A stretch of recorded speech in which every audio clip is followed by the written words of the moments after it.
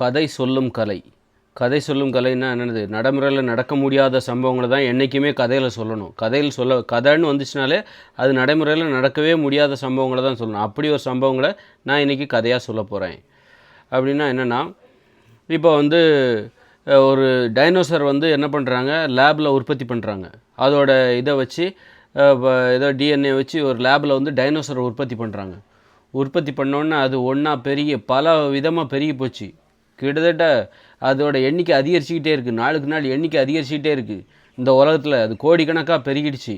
இப்போ என்ன பண்ணுறது? மிகப்பெரிய கிட்டத்தட்ட அது இப்போ பார்த்திங்கன்னா அது அமேசான் காட்டில் மட்டும்தான் இருக்குது. உடனே அமேசான் காட்டை சுற்றி மிகப்பெரிய மதில் சுவரை கட்டினாங்க 100 அடி உயரத்துக்கு. அது இந்த பக்கம் வந்துடக்கூடாது அப்படின்னு சொல்லிட்டு. அது இப்போல்லாம் நடுக்காட்டில் தான் வாழ்ந்துகிட்ருக்கு. அது வெளியில் வந்துடக்கூடாது அப்படின்னு சொல்லிட்டு மிகப்பெரிய மதில் சுவரை கட்டினாங்க. உறுதியான மதில் சுவரை கட்டினாங்க. அதனால் அந்த அமேசான் காட்டை விட்டு அதால் வரவே முடியல.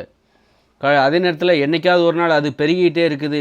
கிட்டத்தட்ட ஏற்கனவே பார்த்திங்கன்னா ஒரு 2 வருஷத்துக்கு முன்னாடி 10,000 இருந்த அந்த டைனோசர் இப்போ கிட்டத்தட்ட 50,000 மாறிடுச்சு அப்படின்னு ட்ரோன் கேமராவெல்லாம் விட்டு வேவு பார்க்கும்போது, கடைசியில் சேட்டலைட்டெல்லாம் வச்சு வேவு பார்க்கும்போது அது இப்போ லட்சக்கணக்கில் பெருகிடுச்சு.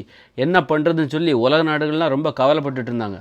அதை கண்ட்ரோல் பண்ணவும் முடியல. இப்போ நம்ம உள்ளே போனால் வெளியில் வர முடியாது, என்ன பண்ணலாம் அப்படின்னு சொல்லிட்டு பார்க்கும்போது அது பெருகிட்டே இருக்குது. என்ன பண்ணுறது அப்படின்னு பார்க்கும்போது அது எப்போ வேணாலும் நம்ம மற்ற நாடுகளுக்கு அந்த மதில் சுவரெல்லாம் உடச்சிட்டு வரலாம். அமேசான் காட்டை சுற்றி பெரிய மதில் சுவர் கட்டிட்டாங்க. இப்போ அது எப்போ வேணாலும் அது வெளியில் வரலாம். அப்படிங்கும்போது என்ன பண்ணுறது? இப்போ லட்சக்கணக்கில் அது பெருகிட்டே இருக்குது. ஒரு கோடிக்கணக்கில் பெருகும். கண்டிப்பாக மதில் சுவரை உடச்சிட்டு அது பூமிக்குள்ளே வந்துருச்சுன்னா மனுஷங்களெல்லாம் சாப்பிட்றோம்.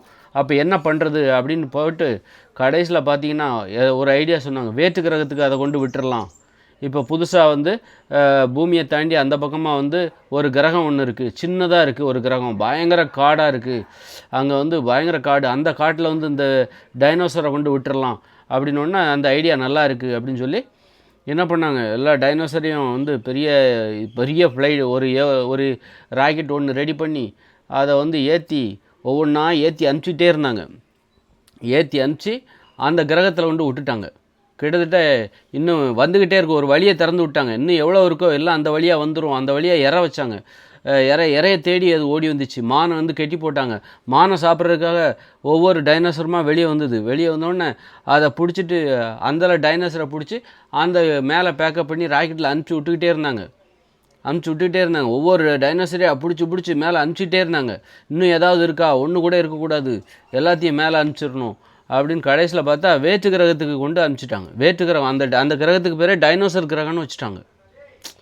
இந்த மாதிரி தான் கதை சொல்லணும். நடைமுறையில் நடக்க முடியாத சம்பவங்களை நம்ம கதையாக சொல்லணும்.